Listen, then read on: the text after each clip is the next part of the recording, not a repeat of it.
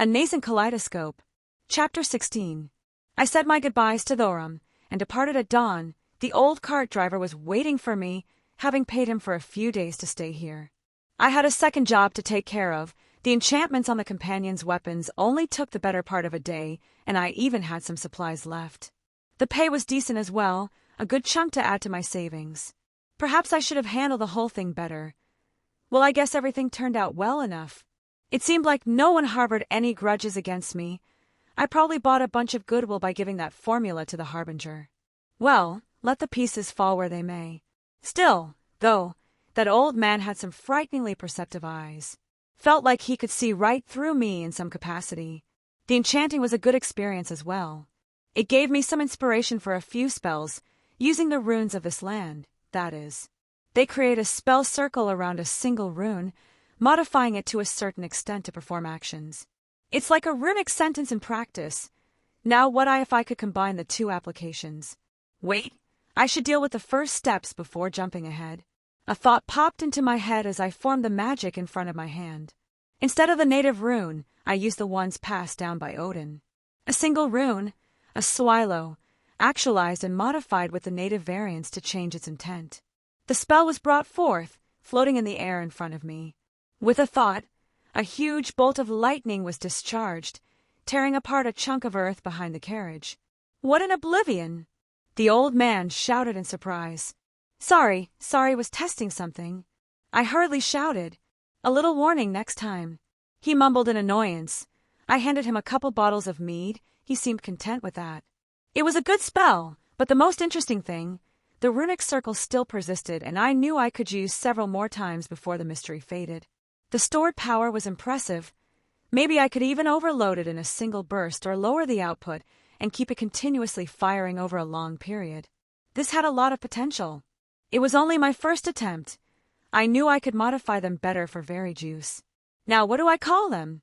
Tradition dictates I give them a sufficiently edgy name without coming off too ridiculous.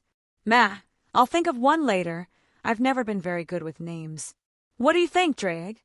Asking for my advice. I just shrugged. I didn't have any else to talk to about this stuff. You've been around a while and probably knowing a thing or two. True. It looks decent. Has potential, but I would never call it a trump card as it is now. I think you should focus on seeing how many of those runic circles you can create in a single moment. That aligns with my own thoughts. It would be good for clearing away a lot of bugs, maybe even a good pressuring spell. But against someone powerful, like say the Archmage, it wouldn't do any lasting damage. Who knows about in the future? It has potential. Never like those Norse guys, but they had some pretty decent magic. That was high praise from him. Well, it shouldn't be difficult to actualize several simultaneously. I could modify the existing spell to basically come into existence with the corresponding runic circle already attached. The only issue would be the singular rune that starts the process, which I'm already proficient in drawing. Hell, drawing is more of a misnomer these days. Really, it's more of a gesture that bring it forth. Hey, is that it? I stood up, looking a bit over the next cliff. That's the statue of Meridia. And here is where you get off, he said bluntly. I just blinked at him. You can't go any closer. What have I told you about Deidre, boy? Did you listen to none of my words? And here you are doing something in one of their shrines. He threw his hands up. Well, if I don't do it, someone else will. I shrugged. Do what you need to. He snorted. Just make sure not to make any damn deals. I guess he's kind in his own way. All right, old man, wait for me at Solitude. I may be a day or so. Don't need to be telling me twice. Them Solitude ladies needin' some company. He whistled. I couldn't help but laugh. He was really a character. I walked up to the statue. It was a bit bigger in person, though not as intimidating as I thought. Mortal, a voice boomed out. Listen. Hear me and obey. A foul darkness has seeped into my temple. A darkness that you will destroy. But first, you must restore to me my beacon. I shall guide you unto it. Find it and return here. And great shall be your rewards. I stood there for a moment, letting the words wash over me. It sounds kind of scripted, like a magically recorded message. There was also no presence behind the words. Strange. Curiously, I stepped off the temple and back onto the mountain. And after a few more moments I stepped back on. Mortal! Listen. Hear me and obey. A foul.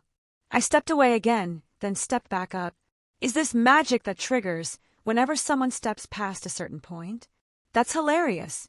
Mortal! Listen. Hear me and OB. I think I heard Drake laughing in my soul as I kept doing it. Mort! More! Mortal! Would you stop it? That familiar voice finally changed. Something around me stirred as well, like a pair of eyes were now staring at me. Why are you not approaching? The female voice once again echoed out. You told me to stop. Approach, mortal! Okay, I said happily, walking towards the statue. Mortal! Listen. Hear me and... It wasn't me who cut it off that time, and I tried my best to hold back a laugh, though the voice was being ominously quiet. If it makes you feel better, I think you have a lovely voice. There was an awkward silence. I couldn't really blame her for the whole thing. I mean, why watch over the statue day in and day out? Why not just make a spell that automatically tells anyone approaching of what she needs? It was the efficient thing to do. How many people came here just to bugger off? It would be annoying to have to personally greet every random person that showed up. I think you need to work on your flirting. Fuck you, my game is on point. On a serious note, are you not afraid of pissing off this godlike being? From what I read, they can't really interact with the world in any meaningful way. I can probably get out of any situation their power wills me into, as long as I don't sell my soul or something stupid like that. A devil selling their soul. I think I heard a sigh coming from the voice. An evil has invaded my temple. You must find my beacon, so that my light may re-enter Skyrim, and I will make you my instrument of judgment. I can. Is this your beacon? I questioned, taking out the crystal-like thingy holding it up. I'm really enjoying my life right now. Place the beacon on the pedestal. Her voice echoed out again. I just shrugged and set it down. The area began to fill with light as a beam shot up into air. Pretty, I guess. The temple below shook, and I think I heard the sound of doors opening. Mortal, your work is yet done. An evil necromancer has taken hold of my artifact and profanes it with his tainted magics. He wishes to unleash an army of undead upon Skyrim, become my sword of judgment, cast his soul into oblivion, and rid my sanctum of his filth. Well, I was promised rewards, and the job did specify this necromancer. I'll do it. I wasn't unprepared for this, regardless of how nonchalant I was acting. I had several healing potions, a couple magicka and stamina potions along with some miscellaneous stuff. I flicked my hand, drawing forth my cane and removed the sword from its sheath. Stepping down the stairs, I entered into the depths below. It was a bit deep, the stairs winding down until they opened up to a room with a beam of light shooting down. It was connecting to a crystal that looked really similar to the beacon I had left up top. If I had to guess, it looked like I was supposed to redirect this light using the mirrors in this place, for some reason. I walked towards the doors, they wouldn't budge, and I didn't see any keyholes. A magical trap-type lock, then? Would the doors unlock when the light was correctly directed? But then, how did the necromancer get in? Or did he arm the locks in the first place? Fuck it. I reinforced my body, cast an oak flesh on myself, and kicked the door open. To no one's surprises, it practically swung off its hinges, merely being wood in make and nothing else. Well, I seemed to attract the attention of the necromancer because several undead walked out from the surroundings. They looked weak. Were they zombies? Their eyes glowed slightly, and they carried themselves better than most low-level undead I was familiar with. Well, I always welcome targets. I waved my hand, invoking several runes in the air and actualizing my runic circles. Lightning, I called out, and they all discharged towards my intended targets. All the zombies except one fell to the ground, motionless as their bodies were charred and burnt thoroughly. The one left had a shield, blocking the attack somewhat. Annoying, I stabbed my sword into the stone and I picked up an axe off the ground, and as the thing approached me, I just caught the handle of its weapon and pulled it out of its grip, tossing it to the side.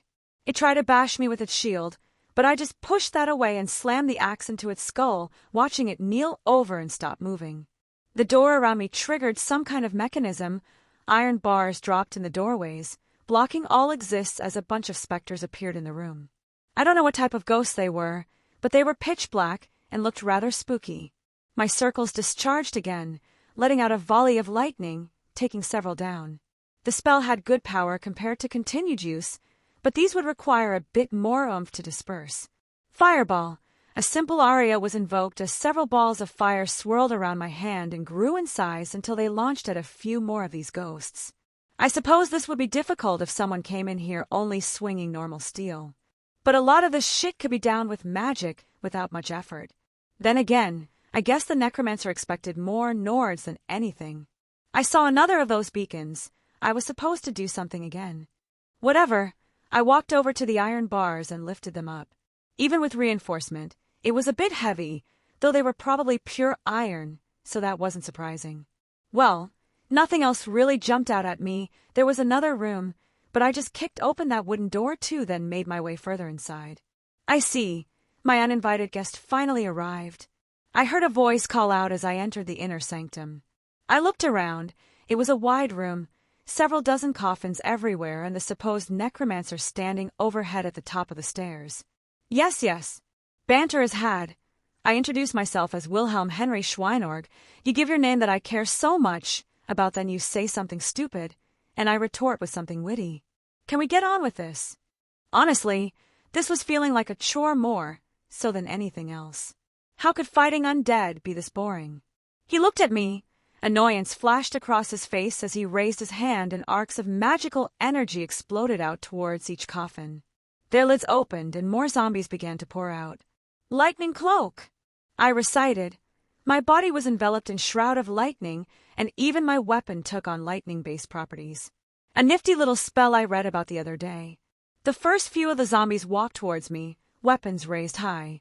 I just rolled my eyes. Earth wall. As the spell suggests, a wall of earth rose up from the ground, blocking a handful of them while I dealt with the rest. I kept a ward, ready to cast in one hand as I kept the necromancer in the corner of my eye. He wasn't doing anything, just watching me intently. I had no idea of his magical prowess. It was good to keep on guard. If I acted more flippantly, would that lure him into making a move? My sword swung through their desecrated remains with relative ease, both reinforced and crackling with lightning. These types of undead were nothing more than fodder. I don't see how these would be able to take over Skyrim. I grabbed another by the head. A spear. A large spear left my hand, carrying the zombie and impaling it to the nearby wall. Annoying, I said as I stabbed the last through the heart, discharging the remains of my lighting cloak inside it, letting the thing burn to a crisp. There were a few more on the other side of the wall. I began to draw a few runes in the air as the wall whittled away into regular earth devoid of my magical energy. Fires of Muspelheim. I invoked. The fires from the realm of giants spread out, enveloping the remaining zombies and burning them to ash. Without the creation cycle bolstering it like with the ice wraiths, it was a much more manageable size for this room I was in. That's not to say that the flame were any less intense. They raged and burned anything in their paths. Even the stones on the floor were scorched black. The only sounds left were coming from the necromancer, clapping his hands. Well done, you are better than that mage that came here before. I guess I'll show you my greatest creation. He snapped his fingers, and one last coffin at the top of the stairs opened. It walked out with haggard steps before adjusting itself. It was fully armored, and its eyes glowed with a perception that I didn't recognize in the previous undead. A single axe in one hand, I think it was made from ebony. It looked at me, and I felt something shiver down my back. Fasaroda! Chapter 17. Maybe it was instinct or just blind luck that I summoned the boosted gear and used it as a shield while applying all my short-term buffs. I was blown away, barely catching myself before slamming into the back wall. Practically all of my defenses failed, and even my boosted gear was pushed back. What the fuck? That was interesting. The fuck did it just do? That wasn't like normal magic. The world bent when it shouted, almost like a marble phantasm, but that isn't right either. My oak flesh was torn apart at impact too. If I get hit by that, I won't come out unscathed. Better finish it quickly. Okay, serious time. Drake, let's do this. Finally, I thought I would never see any action. Boost, the echoing roar of the gauntlet shot out. My body was filled with overwhelming power as everything about me was doubled. What a rush. A few spells flew towards me. I saw the necromancer in the corner began joining the fight. I moved, and it felt like the world around me turned slower. Reinforcement, along with my physical abilities, doubled. I had long surpassed the physical limits of normal humans.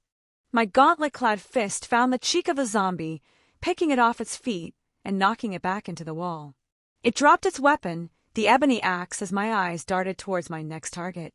I think the necromancer got scared because he started throwing around wide-range spells, ignoring everything else. "Firestorm!" he screamed, as the entire area was enveloped in a red hue. At the focal point near the ceiling, a cascade of fire began to rain from above. He dove behind a nearby pillar, casting a shield spell along with anything else he probably would have time for. Annoying, but not anything I can't deal with. I had a couple more runic spells I had created, waiting to be used. The first of the flames fell towards me. I sidestepped them, but the air above me continued to ignite with flaming projectiles. I waved my hands, forcing the runes into existence around me, gathering and stringing them in the correct sequence. Freezing winds of Jotunheim, I clapped my hands together. The runes spun around me like a tornado, cold air bellowed out, freezing everything in all directions. My spell overwhelmed his fire even as they collided. Magically, my spell should have been on the losing side when they fought due to his natural advantage from the elemental properties. But mine was invoked with much stronger power, both from origin and amount of magical energy pushed in. His pitiful fires were extinguished in a cascade of wintry air. The entire area was filled with a cold frost that permeated every inch of stone. I calmly walked towards the pillar the necromancer was hiding behind. I saw him jump out, hands ablaze, and throw a few fireballs at me. It looked like he was predisposed towards fire-based spells. Not that they were anything impressive. His true specialty was most likely necromancy. I could tell by the look on his face that he wasn't used to fighting head-on in magical conflict. With a flick of my own hand, I conjured a lesser ward and swat away the weak spells. Kicking off the ground, I moved faster than he could react, and my sword impaled him through the heart. The life died in his eyes, and I made sure to flick an Ansa's rune onto his corpse, no telling what he had hiding inside his body. Necromancers tended to be strange people, no point in taking any risks, and just burn the whole thing. I was about to look over his burnt ashes, but my instincts flared and I quickly ducked down. I felt a sharp edge was past my head, slamming into the stone wall. "You're still alive," I mumbled, pulling my sword back, ready to stab him. "Soon hail, Vike," the thing shouted again, and my sword went flying. The grip I had on it pointless, as whatever occurred, the world forced the weapon to dislodge from my hand.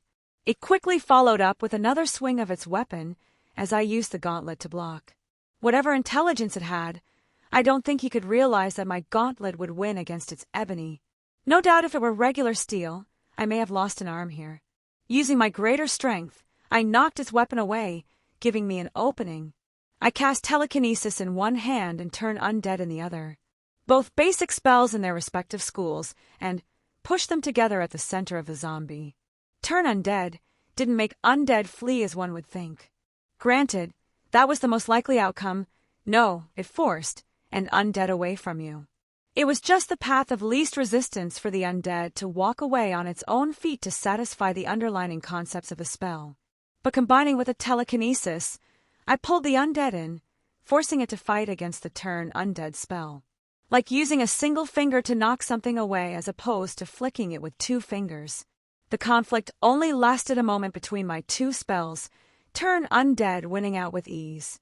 The undead's stomach caved in.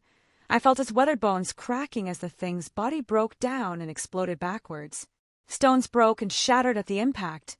I saw pieces of its body get flown across the room, but even still, it still had a little bit of light in its eyes. I just shook my head. Rest in peace. I ignited the remains of its body, letting it turn to ash. Looking around the room, I felt like I could have handled that better. I never felt out of control, except that one moment where I forgot about the zombie and assumed it died. It's just, I can't help but keep comparing myself to the old me. The one who had lived for an uncountable number of years and went through many life or death situations.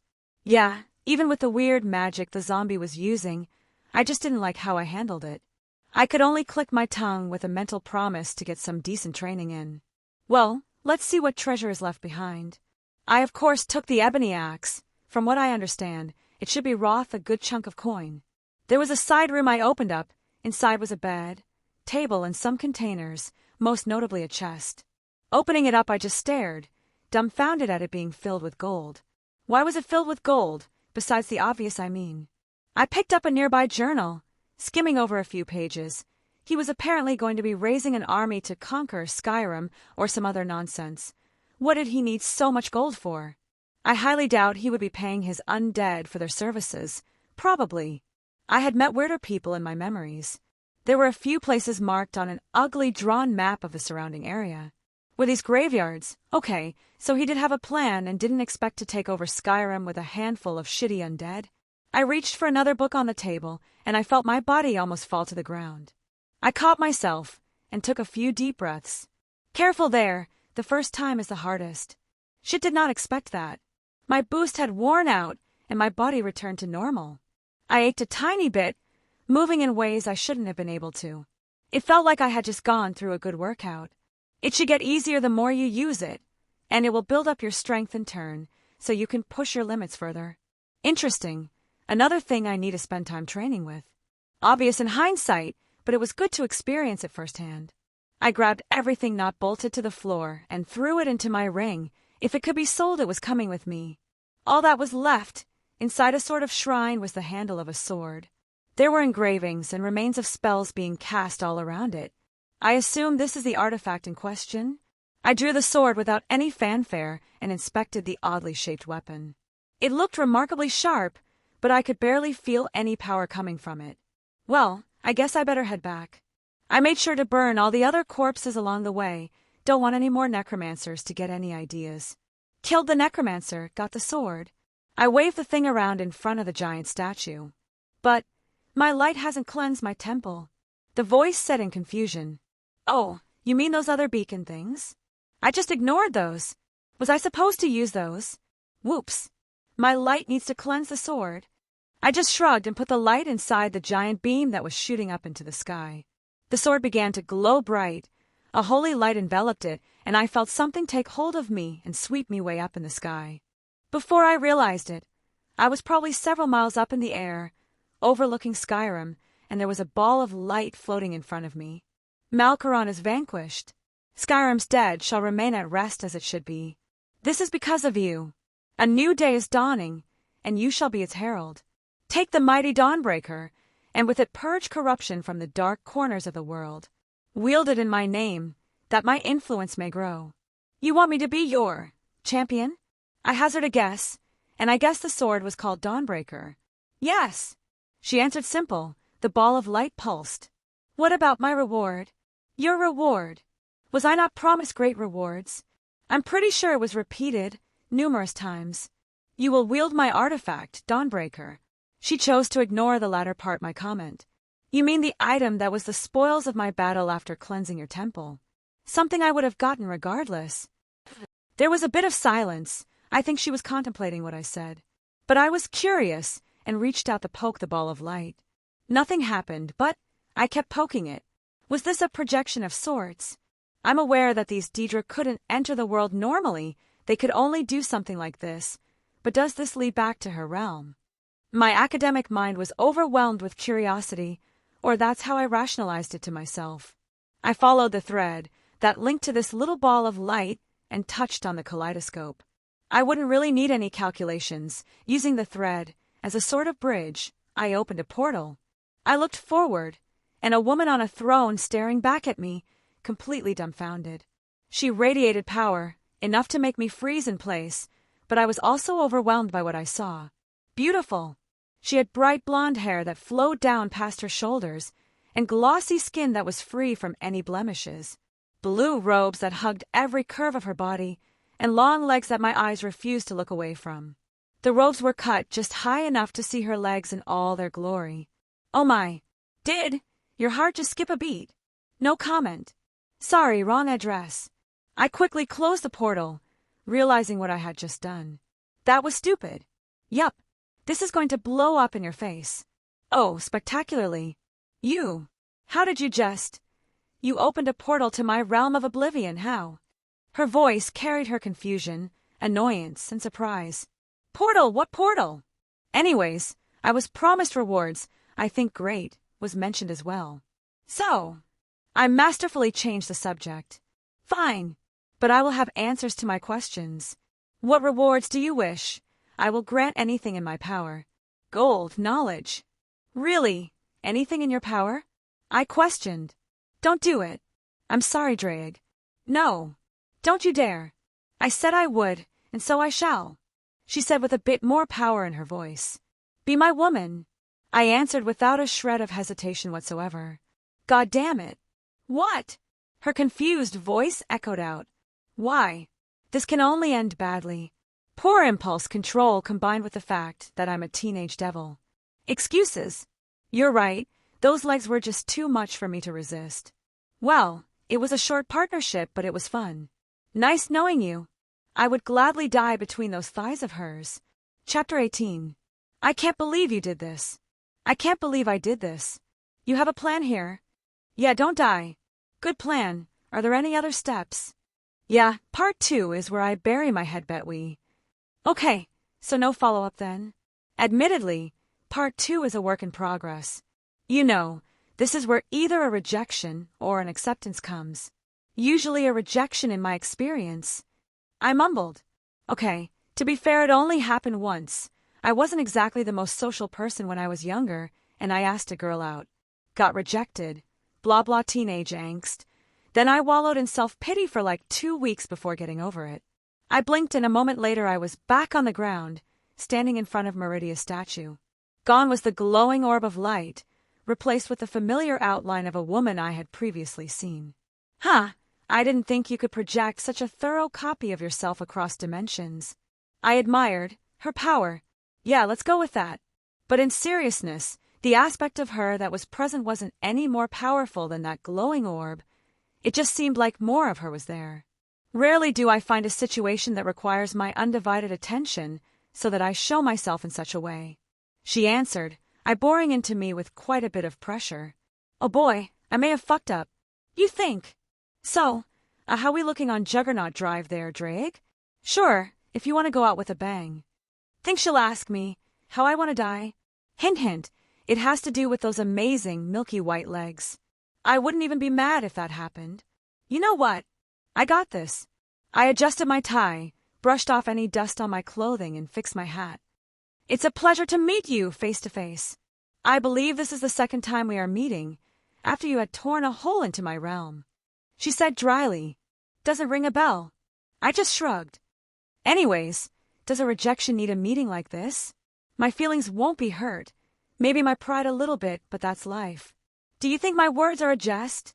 She raised an eyebrow and the temperature got a little bit warmer around me. To be fair, I didn't really think this through. I guess she's someone who doesn't or can't go back on her oaths. Her word being beyond reproach and all that. Frankly, I'm surprised you didn't have some kind of contingency for a situation like this, or even offered such an open reward. I usually don't, she practically hissed. But I was understandably distracted, having just witnessed a mortal tear a hole into my realm. Is it weird that even her angry face looks cute? I'm getting distracted. Perhaps I should have checked to make sure you weren't in a relationship first. Gods, I hope she wasn't. That would just make this 1,000,000 times worse. I don't spend my time chasing after mortal whimsies. She crossed her arms, frowning. Do you dislike me then? Okay, not a bad start. Communication is good. There are no physical traits of yours that I find particularly distasteful. And eyed me again, seemingly relaxing just a bit. Your lifespan. Mortals only exist for a blink of an eye. We are eternal. We will watch this world burn and turn to ash as every soul eventually returns to the void. She was surprisingly gentle in her tone. My base lifespan is at least 10,000 years, and it isn't very hard to prolong it past that. I replied, I was already ancient when this world was still young. You haven't even seen 2 decades yet. She said bluntly, I like older women. I countered with a smile. And isn't that something to suddenly discover about myself? It seems I do have a preference. This isn't even my true form. I have no set gender. I could look however I wanted. But it's the form you chose to identify yourself with. It's who you think yourself as and who I find physically attractive. She wouldn't have looked like that in the comfort of her own home if she didn't want to look like that. I have enemies. Other lords who wouldn't hesitate to strike out at you for even speaking to me. Those who would take your soul and torture it for eternity. I'm pretty strong, and I'll get even stronger. I could end your life with a snap of my fingers." She hissed. There was no killing intent in her voice, no true desire to harm me. "I have confidence to take you with me." I summoned my boosted gear and let Drake's power flow out. She looked at me and then at the gauntlet. Akatosh's child? No. I don't think she really cared too much about it for the moment. She looked lost in her own thoughts. "Why?" she finally asked me, as if all the momentum she built up had suddenly deflated. "You're going to need to be more specific. Why are you intent on making me your woman, as you so aptly put it? Is it some sort of twisted fantasy of yours to have me under you? Or maybe you are under some delusions that this will give you some control over my spheres of influence. If you're looking for some underlying scheme or rational reason, I don't have one." I just stared into her eyes for a moment. "I simply like you."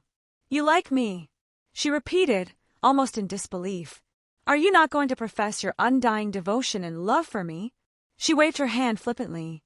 "Don't be ridiculous, I don't love you." "Oh shit, I hope you're going somewhere with this." I saw her frown, possibly even get close to getting annoyed. Love isn't something so hollow, nor do I believe in that nonsense about love at first sight. It's something built through a bond shared between two people, from trust and communication combined with a mutual affection. I don't love you, I like you. I have romantic feelings towards you that have started budding from the moment we met.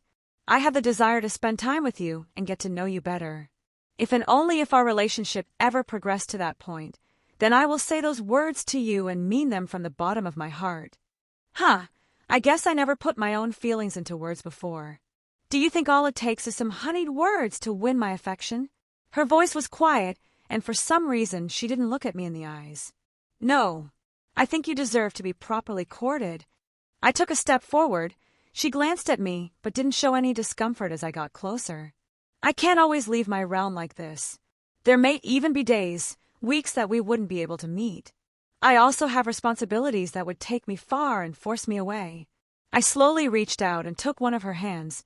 She was hesitant but allowed me. But I'm willing to put in the work.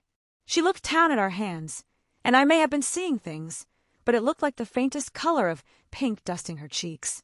She lightly pulled hers away, taking a step back. "I must return, keep my sword with you at all times, so that I may keep an eye on you and contact you if needed," she quietly said, looking rather distracted. "Does that mean you accept?" She looked back at me one last time. I didn't see any anger, discomfort, or even annoyance on her face. I think she was at most conflicted and unsure of what to do. "I do not go back on my word," and she suddenly left. I felt a thump in my heart, watching her depart. How the hell did that work out? Refuge and audacity. No, seriously, that was some bullshit. You are lucky as hell. Yes, I am. I was humming to myself, and I had a small pep in my step as I walked towards solitude. I had been prepared to go find the old man at the tavern, but I saw him sitting down in his cart, looking a mite pissed off. "You don't look too good," I said. "Oh, lad, you're back." He stood up. I lost me a good bit of coin betting on dice." "You look like you're in a good mood. Deal with that stuff at the temple." "Yup, just a necromancer causing trouble." "That can't be all. I've seen that look before, lad. A lady was involved, Geez, what a horn dog. Fine, I may have gotten myself a woman." He laughed and pat me on the shoulder. "Gotta give an old man more than that. What was she like? How big was her?" "All right." I quickly cut him off. Something told me he would have gotten a bit smitten if he continued. "I'll say this. She had legs for days." "Legs for days?" He raised an eyebrow. "They were magnificent." I heard the old man just burst out laughing. But I didn't care. I was more focused on my new sword burning just a little bit brighter all of a sudden. "All right, lad, where you headed next?" "How about we go back to Winterhold? I need to check back in at the college." "Well, if you got the coin, I got the cart." "To Winterhold then, but we're talking the long way round. I don't trust the mountain paths this time of year and them trolls be coming out of their caves. Hungry something fierce." "No problem. I have all the time in the world." Chapter 19. I walked towards the very familiar towers of the college. The bounded field around the whole building was a much-welcomed reprieve from the harsh weather outside. The trip had been long and rather dull. Too long to do a single straight shot. We had to rest a few times, so all in all, it was about 3 days before I got back here. I carried my new sword, Dawnbreaker, in my hand. I had wrapped it up with some cloth. I didn't want an obviously magical blade shining everywhere I went. I also felt a bit awkward about putting it into my storage ring for now. I didn't know how that would react with Meridia's sight, or whatever she was doing to watch over me. I would need to get a scabbard made at some point. Just the person I wanted to see. I heard a familiar voice and turned around. "Inther," I greeted. "Did you make any progress on what I had asked?" It should have been, almost a week ago that we last met? Indeed, I was lucky and someone answered back on my inquiries. It seems that I found someone in possession of an entire sword made out of the glass material you are looking for. A whole sword? That's more than I expected, but welcome nonetheless. I thought for a moment, dimensions, size, and estimated how much I actually needed. How much? I hadn't received a price yet. The seller is of certain status I didn't yet wish to approach without a firm understanding of your needs. I see. By the sword if you can, as I said. Money isn't much of an issue. I swiped my ring and took out a bag of jewelry and the ebony axe from the undead I killed. Think you can sell this all for me? Oh my, is that ebony? He quickly took the axe to begin examining it. What wonderful craftsmanship. If I had to guess, this is a very old piece, yet it is still marvelously well kept. Fought an undead, swinging it around. I shrugged. Oh, a draugr with an ebony axe. He must have been a powerful one with status before he died. The elf nodded in understanding as he peeked inside the bag. It was just some trinkets that were scattered around the loot I had taken as well. Nothing too interesting. What's this? He picked out a ring in particular and inspected it. This is enchanted. Is it? I didn't even notice. Not that I had paid it much attention to begin with. Whoops, I guess I left that in there. He just hummed, handing the ring to me and looking at the bag again. The jewelry will probably run about 1,000 septims after I take my commission, of course. Of course! I accepted that he would be making coin off me. It was the nature of the business. The axe, though. Well, ebony isn't readily available on the market. Even the Nord warriors all over will want this piece. I can estimate, probably around 5,000 to 6,000 septims at the lower end. That's better than I thought. I'm in no rush yet, but get a hold of that glass sword as soon as possible.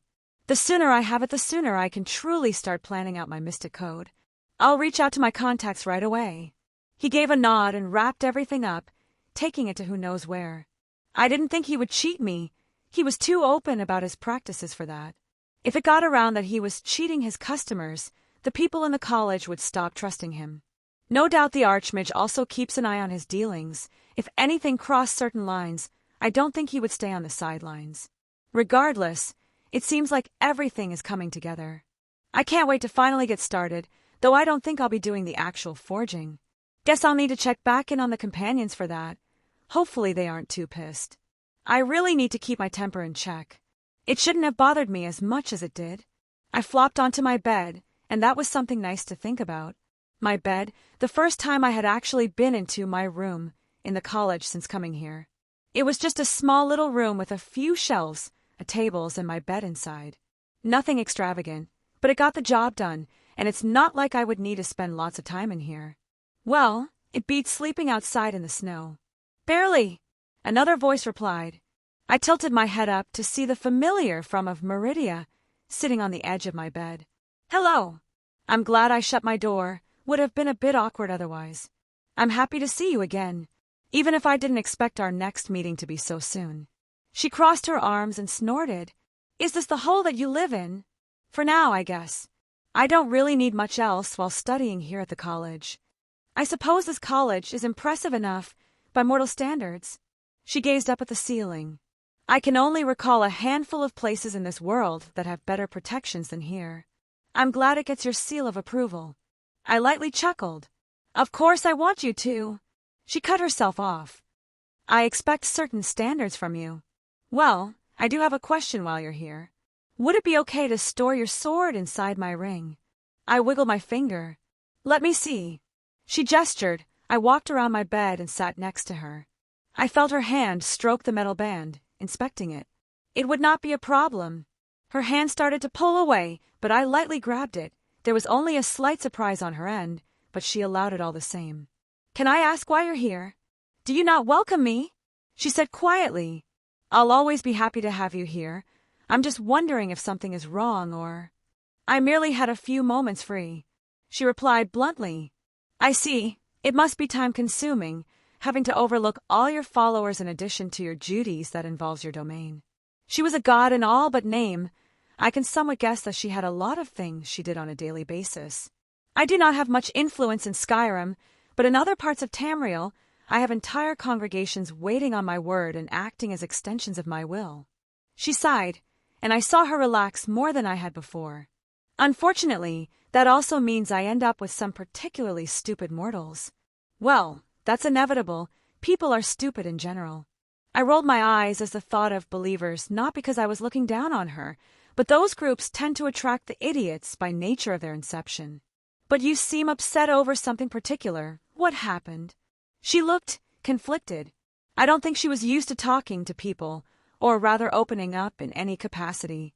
I mean, from what I heard about her peers, they weren't the most friendly sort. One of my priests had the idea that I would be pleased if he raised a group of undead, then sacrificed them to me at one of my temples. Her words were venomous as she spat them out. Of course, overturn the natural order to gain favor with one whose domain is life. What a genius plan! I deadpanned. Want me to go beat him up for you? I gave her a smirk. I heard a small laugh from her for the first time, and it was adorable. His own actions had already seen to that. While still disgusting abominations, he only managed to raise a few dozen skeletons, and improperly at that. They proceeded to attack him before his followers could intervene. She calmed herself. Her stoic expression returned after a few moments of silence. She spoke again. I am unsure of how I am supposed to proceed with this. Foolishness. She's still unsure of how to act or what to do. The fact that she hasn't taken her hand away is a good sign, though. To be honest, I don't know either. I'm kind of making it up as I go along. Why don't you tell me more about yourself? What do you wish to know? Tell me something silly, like your favorite color, flower, food, animal, anything. I want to know more about you than what I've read in a book. She looked a bit surprised. You don't wish to ask me about the time before Nirn or of my origins? Did you think I was trying to pry some secret information from you? The thought crossed my mind. She replied honestly. I see. I couldn't help but sigh. I guess there is still too much distance between us for something like dragon's tongue. She cut me off. My favorite flower is dragon's tongue. Yellow is the color I enjoy the most. And I find ducks pleasant to watch. I just stared for a moment, a small smile creeping up on my face. What about food? I have no preferences for mortal sustenance.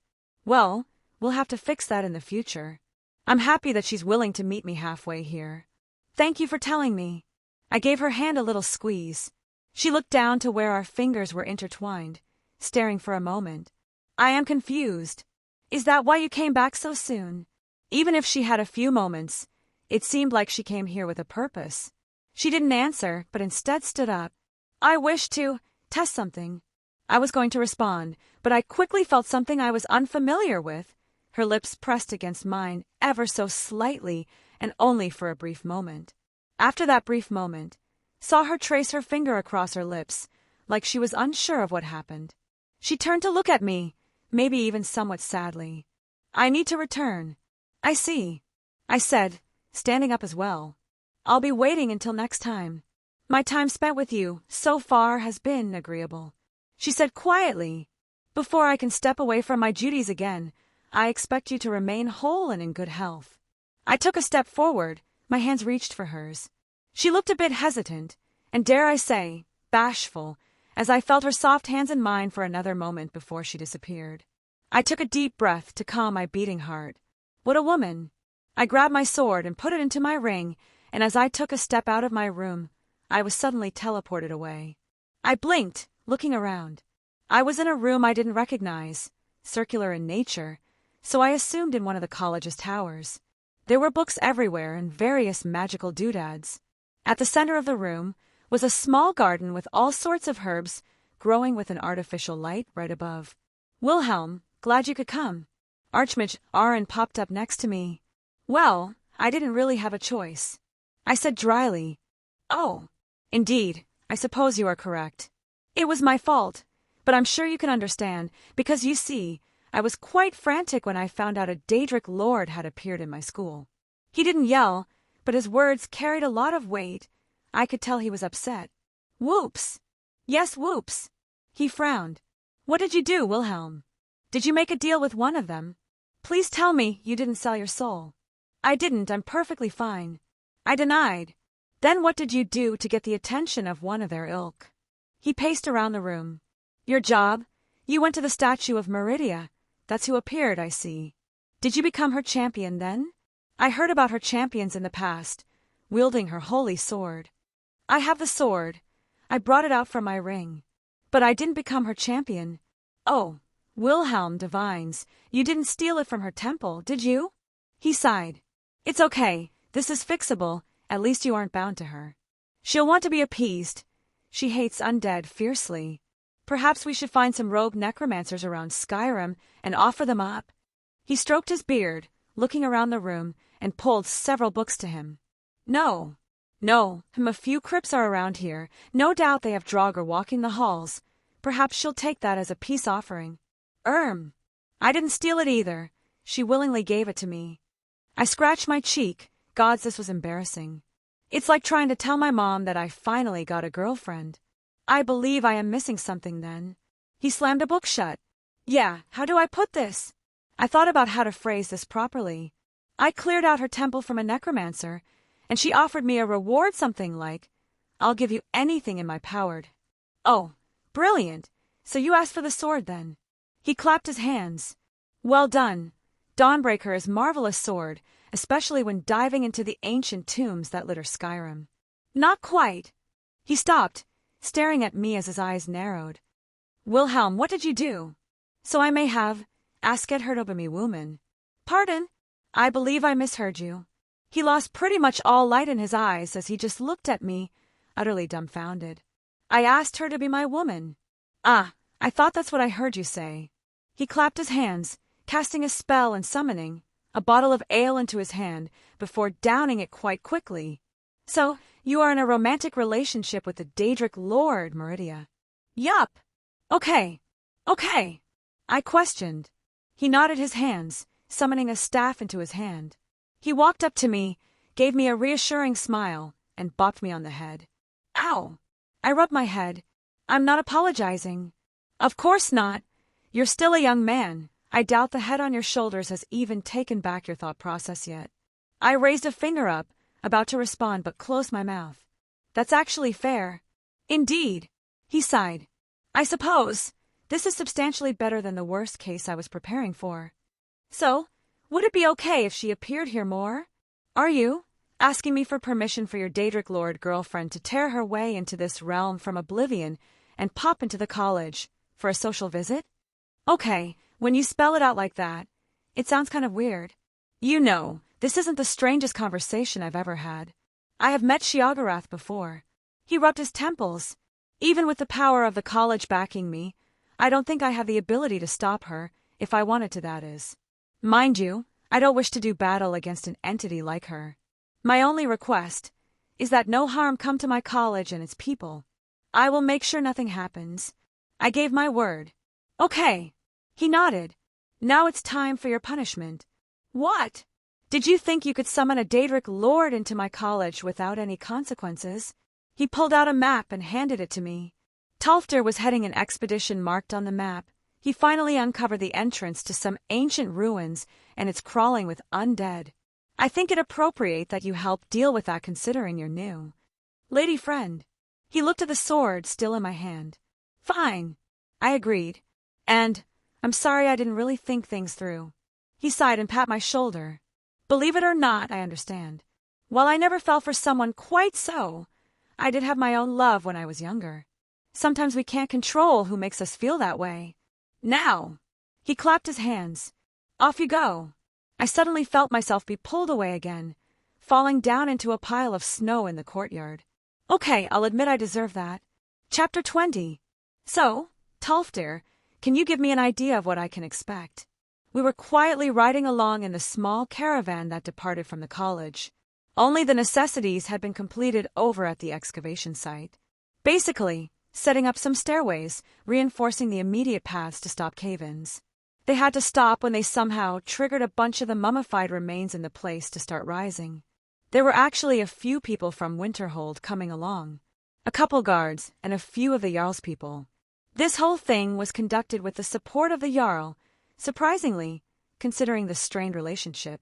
But I guess gold can mend all kinds of bridges. Yeah, they agreed to a 60-40 split with the Jarl, as in the college getting the 40% for all gold and items of immediate monetary value. The terms were more specific than that, but I didn't really bother to listen to all of that. Basically, we would get the historical artifacts, a decent sum, and the blessing from the Jarl since this thing was still on his land. I recognized the guards coming along, not really knowing their names, but hey, we shared a drink and that was something important in this place. They were happy enough that I was coming along to clear the place of undead. They were more so just to make sure everything goes smoothly and whatnot. There were probably another dozen people of various backgrounds. Scholars, mages, or people who were just academically interested in the ancient ruins. So, yeah, several carts carrying supplies and everything braving these blizzards-like winds. Thankfully the ruins were only about an hour out of the city. Draugr, he said idly, producing a flame in his hand for warmth. They seem to be the basic variety, but there are quite a few of them. I ran into some of them on my job. Actually, I'd been meaning to ask a question about that.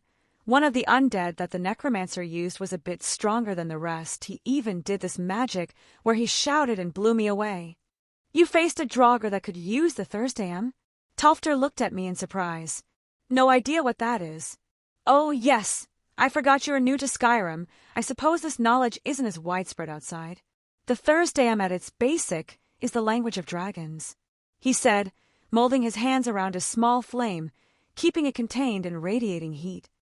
The Thursdayam isn't like magic as you would probably know it. When a dragon speaks, the world listens. Oh, that makes sense. They aren't casting spells, they are forcing their will onto reality. I mused. It sounded more like divine words from back home. Actually, that's also quite similar to how primordial runes work as well. That is exactly correctly. He blinked, giving a smile. Even the fires that spout from their mouths, it is merely a few words for a dragon, yet not much a mortal can do to match it. I have heard legends that when two dragons do battle, it is actually them having an argument. Oh, that sounds interesting, I wonder. I think me and Drake shared a similar thought there. Is there a way to learn the Thursdayam? There is, though it takes decades of intense study to even master a single word. There is actually an order of monks on the throat of the world that devote themselves entirely to do so. Interesting. Very, very interesting. Well, I don't believe you should have to worry about such things here. In my research, I haven't been able to pinpoint this place as anywhere of great importance. Tolfter reassured. Not to say that the ruins hold no academic purpose. We can only guess at what history is underground here. Arrgh, they are. A voice boomed out over the snow. Is that a troll? I questioned, seeing the outline of an ape-like creature smashing its hands into the ground. So it appears. Tolfter nodded. Huh, I haven't actually seen one before. Ugly things, aren't they? He hummed in agreement.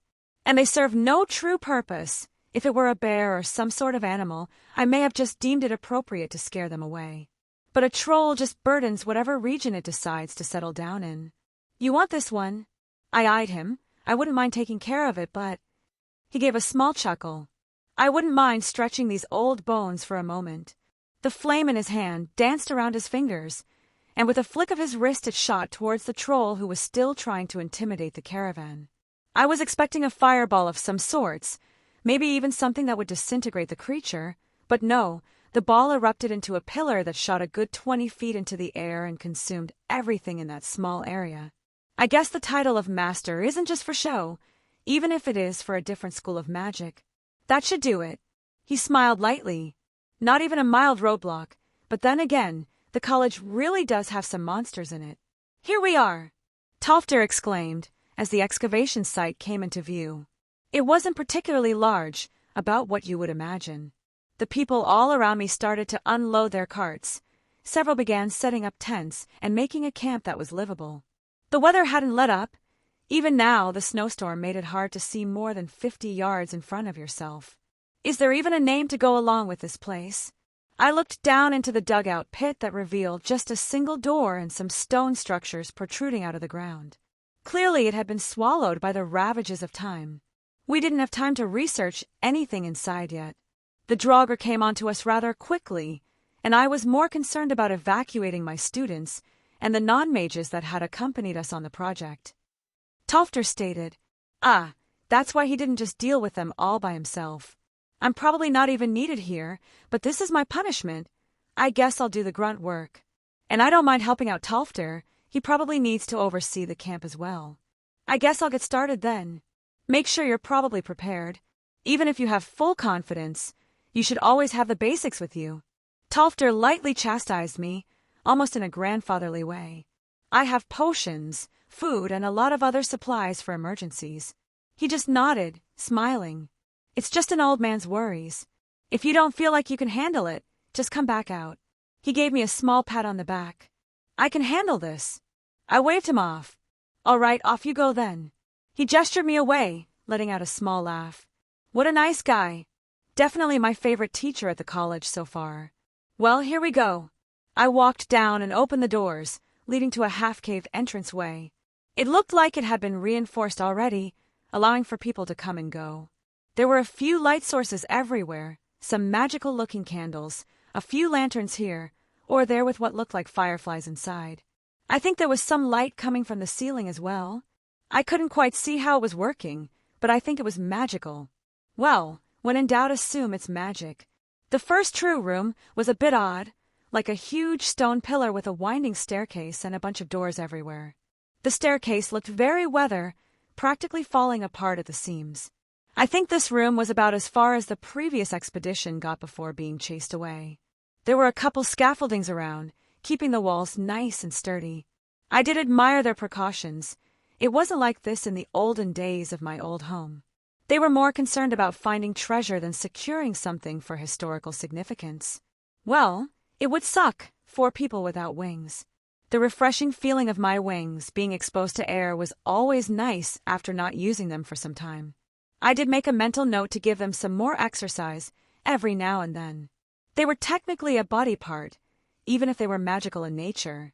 A simple glide down to the bottom, and I was met with the immediate attention of a dozen or so entities. They were already up and about, skulking out from the corners of the room, their armor clanking with each step, metal weapons being drawn from weathered sheaths. I did make sure to put my wings away, don't want a luck hit to nip them. It seems like something that would be excruciatingly painful. Well, showtime.